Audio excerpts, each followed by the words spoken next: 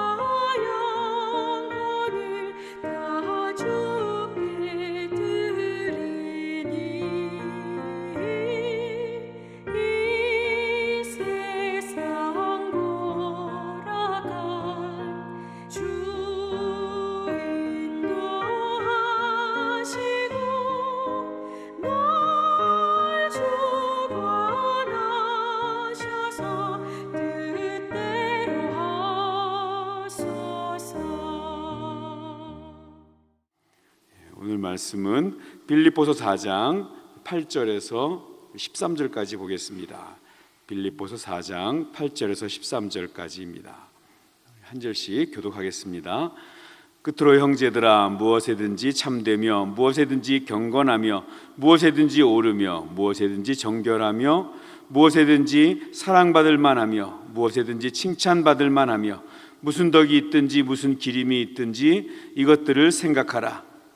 너희는 내게 배우고 듣고 본 바를 행하라. 그리하면 평강의 하나님이 너희와 함께 계시니라. 내가 주 안에서 크게 기뻐함은 너희가 나를 생각하던 것 같이 이제 다시 싹이 나미니 너희가 또한 이를 위하여 생각은 하였으나 기회는 없었느니라. 너희가 말하는 것이 아니라 정비인지 나는 결과를 배웠노라. 나는 비천에 처할 줄도 알고 풍부에 처할 줄도 알아. 모든 일 곧 배부름과 배고픔과 풍부와 궁핍에도 처할 줄 아는 일체의 비결을 배웠노라. 이를 준 자 안에서 내가 모든 것을 할 수 있느니라. 아멘. 오늘은 행복의 비결이라는 제목으로 같이 말씀을 나누겠습니다. 2010년 10월에 있었던 사건이었습니다. TV, 책 이런 걸 통해서 행복 전도사로 알려졌던 무엇이라는 분이 남편과 동반 자살을 해서 큰 충격을 준 적이 있습니다. 그분은 사랑, 행복 이런 주제를 가지고 굉장히 많은 강연을 하고 약 26권의 책을 썼죠. 행복이라는 주제로. 띠링 행복이 송금되었습니다. 비밀번호는 웃음입니다. 뭐 이런 굉장히 방송에 굉장히 얼굴이 예쁜 얼굴은 아닌데 그런데 굉장히 항상 웃으면서 긍정적이고 행복 뭐 이런 걸 굉장히 많이 희망을 많이 주는 그런 분이었습니다. 그런데 오늘 남편과 동반 자살했다는 것 때문에 사람들이 굉장히 많이 놀랍고 충격을 줬습니다. 행복은 깨달음이나 어떤 각오나 신념이나 이런 걸 통해서 누려지는 것이 아닙니다. 행복은요, 예수님을 만나야 됩니다. 오늘 본문은 아주 오늘 어려운 환경 가운데 있지만 자족함을 배웠다는 이 행복론이죠. 이 사도 바울의 행복론을 이야기하고 있습니다. 사도 바울은 나는 모든 것을 할 수 있느니라. 그의 고백은 어떤 수양이나 깨달음, 각오에서 나온 것이 아닙니다. 그것은 하나님에게 인생의 목표를 두었기 때문에 하나님을 소망으로 삼았기 때문에 나올 수 있는 그러한 고백이었습니다. 사도 바울은 당시에 굉장히 고생이 많았습니다. 유대 땅 가이사랴에서 감옥에 갇혀 있다가 로마로 압송되었습니다. 그 과정에 배가 난파되어서 정말 죽을 뻔한 그런 위기도 겪었습니다. 그리고 지금은 로마 감옥에 수감되어 있는 상태입니다. 더 그를 힘들게 하는 것은 그 감옥 안에서 성도들의 터무니없는 오해를 받고 있었습니다. 특히 고린도 교회 성도들은 오해가 컸습니다. 고린도후서 12장 16절에 보면 하여간 어떤 이들의 말에 내가 너희를 속임수로 속여서 내가 지금 돈을 갈취하고 있다고, 돈을 뜯어내고 있다는 그런 오해를 받고 있다고 표현되어 있습니다. 별 오해를 다 받고 있고 모함을 받고 있습니다. 근데 감옥에 있으니까 어떻게 해명할 수 있는 길도 찾아가서 이야기할 수 있는 방법도 없습니다. 사도 바울이, 고린도 교회 성도들은 사도 바울이 물질을 탐하는 사람으로 우리를 현혹해서 돈을 갈취하고 있다라고 말하는 사람이 있었다는 것입니다. 세상에서 가장 억울한 일, 오해를 받고 있는 그러한 모습이죠. 교회 안에도 보면 뒤에서 별소리를 다 하는 사람들이 있습니다. 확인해 보지도 않고 자기의 기준을 가지고 몇 가지 이렇게 아는 걸 가지고 그걸 자꾸 이야기를 확대시켜서 이상한 말을 퍼뜨리고 있는 거죠. 그런 소리를 들을 때마다 어떤 때는 암담하고 참 기가 막힌 것밖에는 쫓아가서 해명할 수도 없고, 그래도 다행스러운 것은 빌립보 교회의 성도들은 바울을 전적으로 의지하고 믿고 격려하고 오히려 끊임없이 헌금을 하면서 선교비를 보내고 있었다는 것입니다. 사도 바울은 이 빌립보 교회 성도들이 보내준 그 헌금을 받아들고 오늘 이 말을, 오늘 본문을 쓰고 있습니다. 바울은 울었을 거예요. 너무 감동이 되어서. 고린도 교회는 부자 교회였습니다. 빌립보 교회는 가난한 교회였어요. 고린도후서의 8장 2절을 보면 빌립보 교회는 이렇게, 당신이 마게도냐 아시죠? 마게도냐 사람들이 우리 바울을 환상 중에 불러서 넘어가잖아요. 그래서 이 고린도후서에서 보면 마게도냐 교회라고 이렇게 되어 있는데요, 많은 시련을 겪고 극심한 가난에 쪼들리고 있었다, 이렇게 빌립보 교회에 대해서 그렇게 이야기를 하고 있습니다. 그런데 헌금은 거기서만 후원금이 들어왔어요. 이 로마 감옥에 있는 바울을 위해서. 그것도 기쁨에 넘치고 넉넉한 마음으로 헌금을 보내주었다, 이렇게 말하고 있습니다. 빌립보 교회 교인들의 중심은 행복했습니다. 극심한 가난과 어려움이 있었지만 만족했다는 것입니다. 기쁨이 있었다는 것입니다. 무엇 때문입니까? 예수님 때문입니다.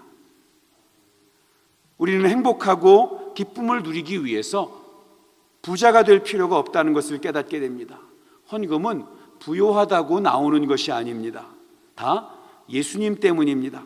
사도 바울은 빌립보 교회 교인들의 헌금을 받아들고 사도 바울이 이렇게 기뻐하면서 행복이 이런 것이다라고 이야기했던 것은 앞으로 빌립보 교회 교인들이 받을 하나님의 복이 참 크다는 것을 알았기 때문입니다. 예수 그리스도께서 마음의 중심에 계시면 우리는 충분히 행복합니다. 예수님 안에 거하는 자가 행복한 사람입니다. 사도 바울이 그 증인입니다. 빌립보 교인들도 그 증인입니다. 우리도 역시 예수님 안에 사는 사람들입니다.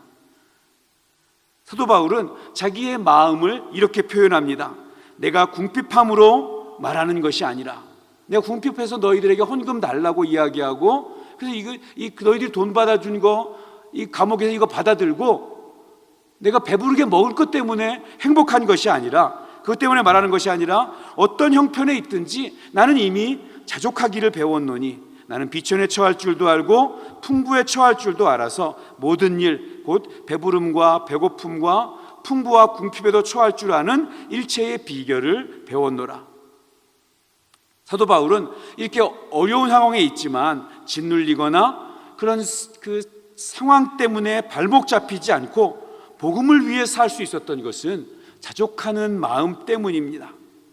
사도 바울은 원래 자족할 줄 아는 그런 사람이 아니었습니다. 그는 바리새파 율법학자로서 교회를 핍박할 때 사실 그의 내면에는 커다란 구멍이 뚫려 있었습니다. 하나님을 위해서 살아간다고 하지만 하나님을 인격적으로 만나지 못했기 때문에 그의 마음에는 하나님의 사랑이 없었습니다.